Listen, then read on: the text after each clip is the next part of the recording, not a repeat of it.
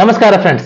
ಈ ವಿಡಿಯೋದಲ್ಲಿ ನಾನು ಹಿಂದಿನ ವೀಕ್ ಅಲ್ಲಿ ಫೈನಾನ್ಷಿಯಲಿ ಯಾವ್ದು ಬೆಸ್ಟ್ ನ್ಯೂಸ್ ಇತ್ತು ಮತ್ತು ಯಾವ ನ್ಯೂಸ್ ಗಳಿಂದ ಮಾರ್ಕೆಟ್ ಮೇಲೆ ಎಫೆಕ್ಟ್ ಆಯಿತು ಅದನ್ನ ನಾನು ನಿಮ್ ಜೊತೆ ಶೇರ್ ಮಾಡ್ತಾ ಇದ್ದೀನಿ. ನೀವು ಸ್ಕ್ರೀನ್ ಮೇಲೆ ನೋಡ್ತಾ ಇದ್ದೀರಾ, ನಿಫ್ಟಿ ಲಾಸ್ಟ್ ವೀಕ್ ಅಲ್ಲಿ ನಮ್ಗೆಲ್ಲ ಗೊತ್ತಿರೋ ಹಾಗೆ ಸ್ವಲ್ಪ ರೋಲರ್ ಕೋಸ್ಟರ್ ರೈಡ್ ತರ ಇತ್ತು. ಯಾಕಂದ್ರೆ ಹೈ ಪಾಯಿಂಟ್ ಇಂದ ಸಡನ್ ಆಗಿ ಮಾರ್ಕೆಟ್ ಫಾಲ್ ಆಯ್ತು.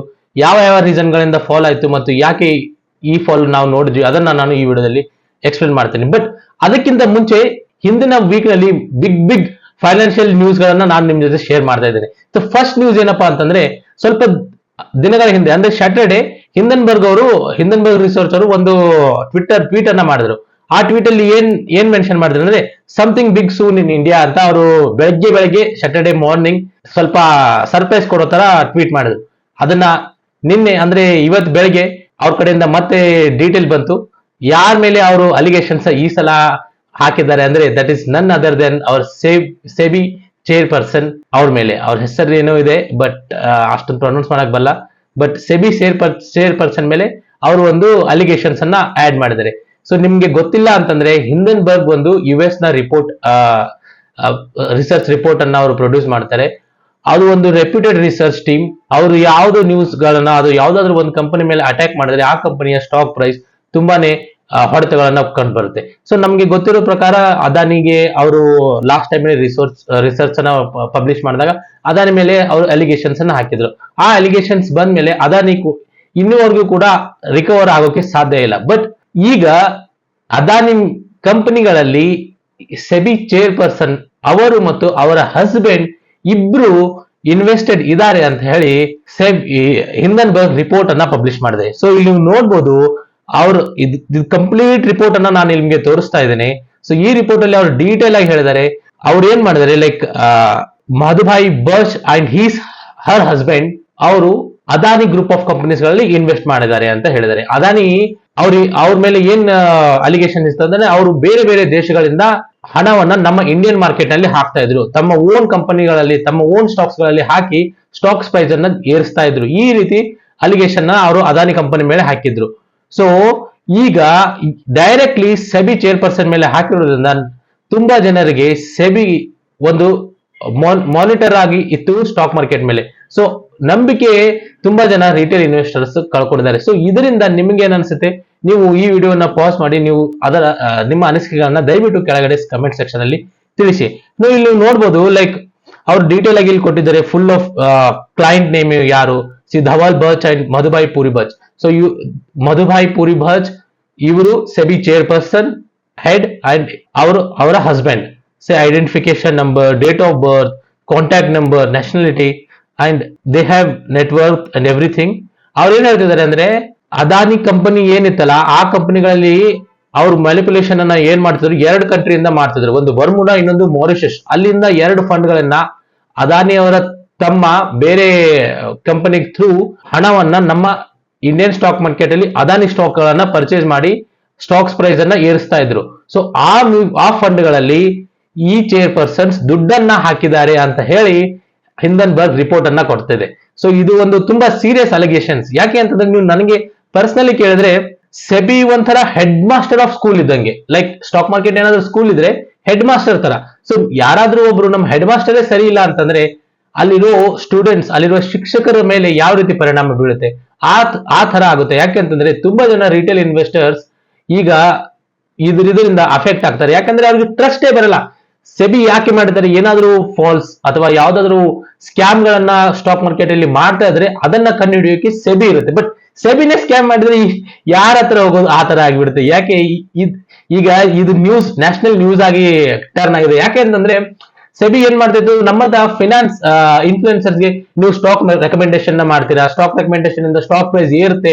ಸೊ ಅವರು ಎಲ್ಲ ಇಂಡಿಯನ್ ಫೈನಾನ್ಷಿಯಲ್ ಇನ್ಫ್ಲುಯೆನ್ಸರ್ಸ್ ಮೇಲೆ ಅಟ್ಯಾಕ್ ಅನ್ನ ಮಾಡಿದ್ರು. ಬಟ್ ಅವ್ರ ಉದ್ದೇಶ ಏನಿತ್ತು ನನಗೆ ಗೊತ್ತಿಲ್ಲ. But every one is not doing that, right? ನಾನು ಯಾವ ರೀತಿಯ ಸ್ಟಾಕ್ಸ್ ರೆಕಮೆಂಡೇಶನ್ ಮಾಡ್ತಿಲ್ಲ. ನಂತರ ತುಂಬಾ ದೊಡ್ಡ ಯೂಟ್ಯೂಬರ್ಸ್ ಎಜುಕೇಶನ್ ಅನ್ನ ನಿಮ್ಮಂತ ವ್ಯೂವರ್ಸ್ ನಾವು ಕೊಡ್ತಾ ಇದ್ವಿ. ಸೊ ಡೈರೆಕ್ಟ್ಲಿ ನೀವು ಯೂಟ್ಯೂಬರ್ಸ್ ಮೇಲೆ ನೀವು ಸ್ಟಾಕ್ ರೆಕಮೆಂಡೇಶನ್ ಮಾಡ್ತೀರಾ ಅಂತ ಹೇಳಿ ಅಲಿಗೇಷನ್ ಹಾಕೋದು ಒಂಥರ ತಪ್ಪಾಗುತ್ತೆ. ಬಟ್ ಅವರು ಮಾಡಿದಾರೆ ಅಂತ ಹೇಳಿ ನಾನು ಹೇಳ್ತಾ ಇಲ್ಲ. ಬಟ್ ಇದನ್ನ ನಾವು ಬಂದ ಮೇಲೆ ಒಂದ್ ರೀತಿ ನಂಬಿಕೆ ಅನ್ನೋದು ಏನಿತ್ತಲ್ಲ ಸೆಬಿ ಮೇಲೆ, ಆ ನಂಬಿಕೆ ಅಂತೂ ತುಂಬಾ ಜನ ರಿಟೇಲ್ ಇನ್ವೆಸ್ಟರ್ಸ್ ಗೆ ಇರೋದಿಲ್ಲ. ಯಾಕೆ ಅಂತಂದ್ರೆ, ಇನ್ಮೇಲೆ ಏನಾದ್ರೂ ಸೆಬಿ ಯಾವ್ದಾದ್ರು ಒಂದು ಕಂಪನಿಯಲ್ಲಿ ಸ್ಕ್ಯಾಮ್ ಆಗಿದೆ ಅಂತ ಹೇಳಿ ಅವ್ರು ರಿಪೋರ್ಟ್ ಅನ್ನ ಸಬ್ಮಿಟ್ ಮಾಡಿದ್ರೆ ನಂಬೋದು ಅಷ್ಟೊಂದು ಈಸಿ ಆಗಿರೋದಿಲ್ಲ. ಸೊ ಇಲ್ಲಿ ತನಕ ಯಾವುದೇ ರೀತಿಯ ರಿಪ್ಲೈ ಸೆಬಿ ಚೇರ್ಪರ್ಸನ್ ಕಡೆಯಿಂದ ಬಂದಿಲ್ಲ.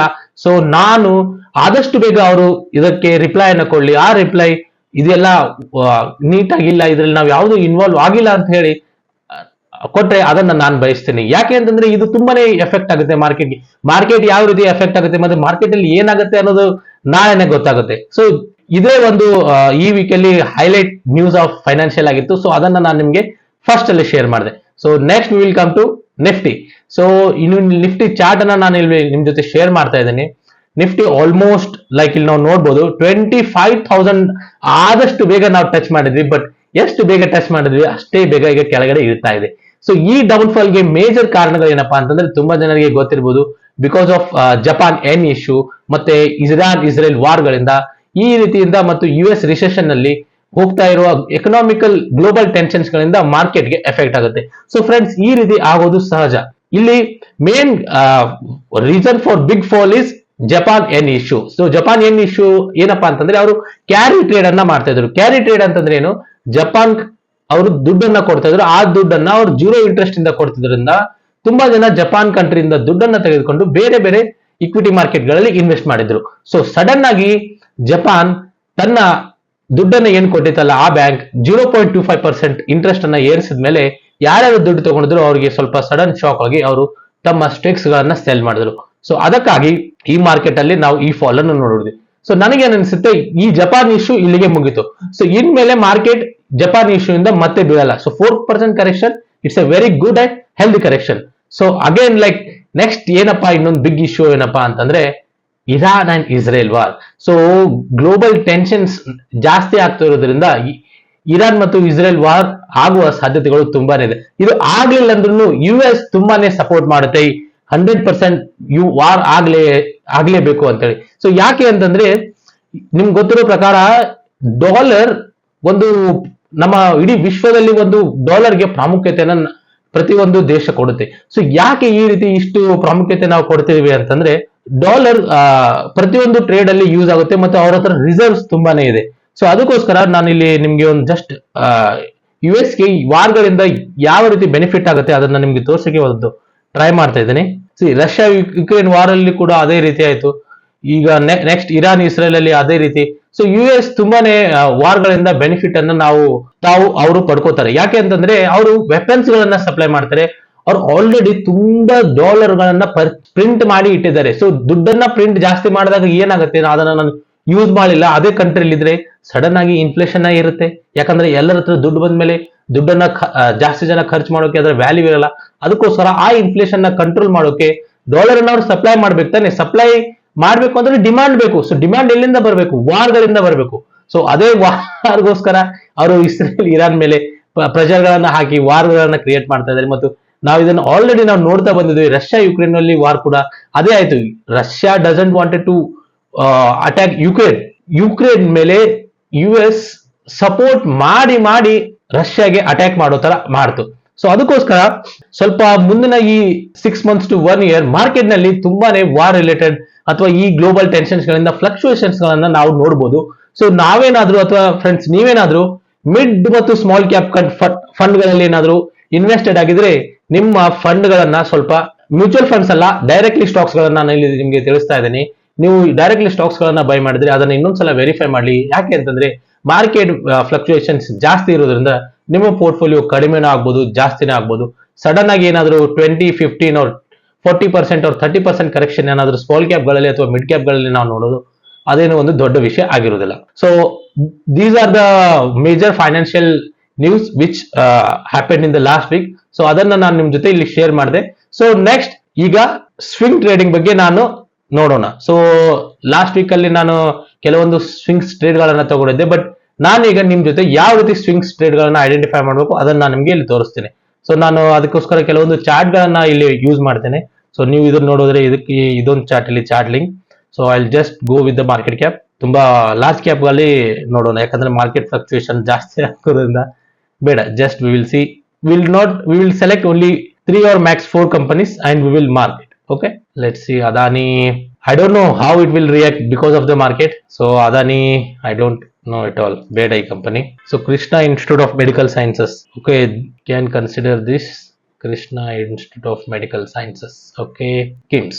Oh, this it is almost breakable at all time high. Almost break ಮಾಡಕ್ಕೆ ಟ್ರೈ ಮಾಡ್ತದೆ, but we cannot take a risk, right? But still we can add this. No, we'll find. ಸದ್ಯಕ್ಕೆ ಈಗ ಬೇಡ.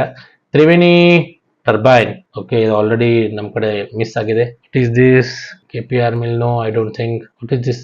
Epica Laboratory Limited. Which company is this? Oh, this we can take a trade. Let me mark it. ಇಲ್ಲಿ ನಾನು ನಿಮ್ಗೆ ತೋರಿಸ್ತೇನೆ. This is the all time high. So it has broke this channel, but still it's a risky one. Why? I'll tell you. See, ಇಲ್ಲಿ ಇದೇನಾದ್ರು green candle ಆಗಿತ್ತಂದ್ರೆ it's a best time to enter.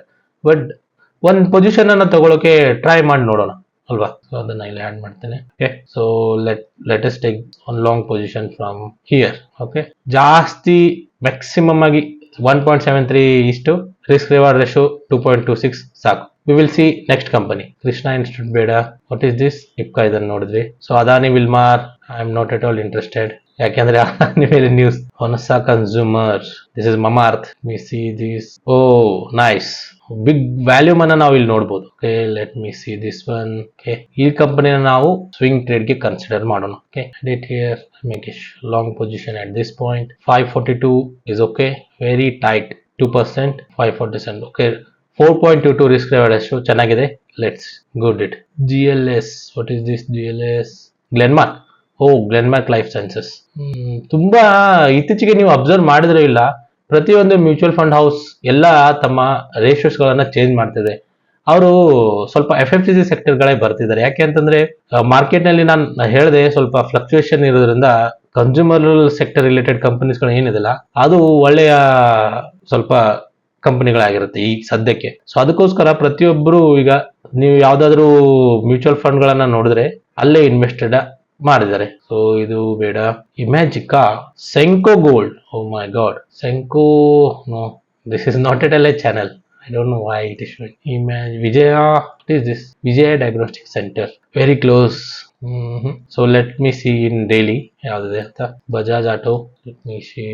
This is very good. Bajaj Auto. Okay, it's almost to break it all time high. We can consider this for a swing trade. Let me add a point here. Okay, once it crosses this, no, it will come today or tomorrow. ಯಾವಾಗಾದ್ರೂ ಆಗ್ಬೋದು. So ಇದನ್ನ ನಾವು monitor ಮಾಡ್ತಾ ಇರಬೇಕು. So ಯಾವಾಗ ಇದಕ್ಕೂ ಕೂಡ 2% loss maximum. Okay okay, this is fine. Bajaj auto ಕೂಡ ನಾವು ಕನ್ಸಿಡರ್ ಮಾಡಿದ್ವಿ. Next company Trent is an all time high. ಸ್ವಲ್ಪ ಪ್ರಾಫಿಟ್ ಬುಕ್ಕಿಂಗ್ ನಾಳೆ ಆಗ್ಬೋದು, ಅದಕ್ಕೋಸ್ಕರ ಇದು ಬೇಡ. ಆಲ್ರೆಡಿ 10%. JRM ಇನ್ಫ್ರಾ ಬೇಡ. Oil India limited, this can be A good stock for swing trade. Naukri.com, Info Edge. This is Naukri.com ಏನಿದೆಯಲ್ಲ friends, ಅದು ಇದು. It's already in the channel, upward channel ನೋಡ್ಬೋದು ನಾವಿಲ್ಲಿ. ಸಿ, ಸಾಕು, 3 ಕಂಪನಿ ಐಡೆಂಟಿಫೈ ಮಾಡಿದ್ವಿ, ಸಾಕು ಈ 3 ಕಂಪನಿನ. GLS, it's okay. ಸೊ ನೀವು ಐಡೆಂಟಿಫೈ ಮಾಡ್ಬೋದು, ತುಂಬಾ ಕಂಪನಿ ಇದೆ. ನಾನು ವಿಡಿಯೋ ಮಾಡ್ತಾ ಐಡೆಂಟಿಫೈ ಮಾಡೋಕೆ ಆಗಲ್ಲ, ಯಾಕಂದ್ರೆ ತುಂಬಾ ವಿಡಿಯೋ ಲೆಂದಿ ಆಗಿಬಿಡುತ್ತೆ. ಸೊ ಈ 3 ಕಂಪನಿ ಸಾಕು. ಸೊ ನೀವು ಓಲಾ ಲಿಸ್ಟೆಡ್ ಆಯ್ತು. ಓಲಾದಲ್ಲಿ ಯಾರು ಇನ್ವೆಸ್ಟ್ ಮಾಡಿದಾರೆ ನನ್ಗೆ ಗೊತ್ತಿಲ್ಲ, ಬಟ್ ಇಲ್ಲಿ ತೋರ್ಸಲ್ಲ, ಯಾಕಂದ್ರೆ ಇದು ಜಸ್ಟ್ ಎಸ್ಟರ್ಡೇನೆ ಲಿಸ್ಟ್ ಆಯ್ತಲ್ವಾ. So I'll do one thing, close all. Ola share price, see it listed with 20% gain. ಯಾಕೆ ಈ ಕಂಪನಿಲಿ ಇನ್ವೆಸ್ಟ್ ಮಾಡ್ತಾರೆ ಜನ ನನಗೆ ಇನ್ನೂ ತನ ಅರ್ಥ ಆಗಿಲ್ಲ. ಯಾಕಂದ್ರೆ ಆ ಕಂಪನಿಯ ಫಂಡಮೆಂಟಲ್ಸ್ ನೀವು ನೋಡಿದ್ರೆ, ನಾನು ನಿಮ್ಗೆ ಇಲ್ಲಿ ಒಂದು ಸಿಂಪಲ್ ಆಗಿ ತೋರಿಸ್ತೀನಿ. ಇಲ್ಲಿ ನೋಡಿ, ಓಲಾ ನಾನು ಇಲ್ಲಿ ತೋರಿಸಿದ್ರೆ, ಓಕೆ, ಇದು ಸದ್ಯಕ್ಕೆ ಇದು ಏನು ಇರಲ್ಲ. So will go to financials, quarter results ಅಂದ್ರೆ ಬೇಡ, yearly profit and loss. See, 2021 sales 1 crore. See, sales are improving, good, but look at the profits. Company profits ಇಲ್ಲ. ಪದೇ ವರ್ಷ ಕಂಪನಿ ಲಾಸ್ ಅಲ್ಲಿ ಹೋಗ್ತಾ ಇದೆ. 270 crore, 800 crores, 1252, 1066 crore. ಸೊ ಈ ರೀತಿ ಪ್ರಾಫಿಟ್ ಮೇಕಿಂಗ್ ಬಿಸ್ನೆಸ್ ಇಲ್ಲ. ಸೊ ಸುಮ್ನೆ ಒಂದು ಫೋಮೋದಲ್ಲಿ ಎಷ್ಟು ಜನ ದುಡ್ಡು ಹಾಕಿದ್ರೆ ಅಂತ ನನಗೆ ಗೊತ್ತಿಲ್ಲ. ಸೊ ಸದ್ಯಕ್ಕೆ ಗೇನ್ಸ್ ಏನಾದ್ರು ನೀವು ಇನ್ವೆಸ್ಟೆಡ್ ಆಗಿದ್ರೆ ದಯವಿಟ್ಟು ಪ್ರಾಫಿಟ್ ಬುಕ್ ಮಾಡಿ ಎಕ್ಸಿಟ್ ಅನ್ನ ಮಾಡೋದು ಒಳ್ಳೆಯದು. ಯಾಕಂದ್ರೆ ನಾನು ನಿಮ್ಮ ಪೊಸಿಷನ್ ಅಲ್ಲಿ ಇದ್ರೆ ನಾನು ಅದೇ ಮಾಡಿರ್ತಿದ್ದೆ. So I don't think it will sustain. So friends, ಇಷ್ಟೇ ಇಲ್ಲಿ ನ್ಯೂಸ್ ಇತ್ತು. ಸೊ ಮೇಜರ್ ನ್ಯೂಸ್ ನಾನು ಹೇಳಿದಾಗೆ ಹಿಂಡನ್ಬರ್ಗ್ ರಿಪೋರ್ಟ್. ಸೊ ಆದಷ್ಟು ಬೇಗ ಸೆಬಿ ಕಡೆಯಿಂದ ಏನಾದರೂ ಒಂದು ಒಳ್ಳೆಯ ರೆಸ್ಪಾನ್ಸ್ ಬರಲಿ ಅಂತ ನಾನು ಕಾಯ್ತಾ ಇದ್ದೀನಿ. ಸೊ ಈ ವಿಡಿಯೋನ ನಿಮ್ಗೆ ಇಂಟ್ರೆಸ್ಟಿಂಗ್ ಆಗಿದ್ರೆ ದಯವಿಟ್ಟು ಲೈಕ್ ಅನ್ನ ಮಾಡಿ, ಮತ್ತೊಬ್ಬರ ಜೊತೆ ಶೇರ್ ಮಾಡಿ. So see you in the next video guys. Until then, bye bye, take care.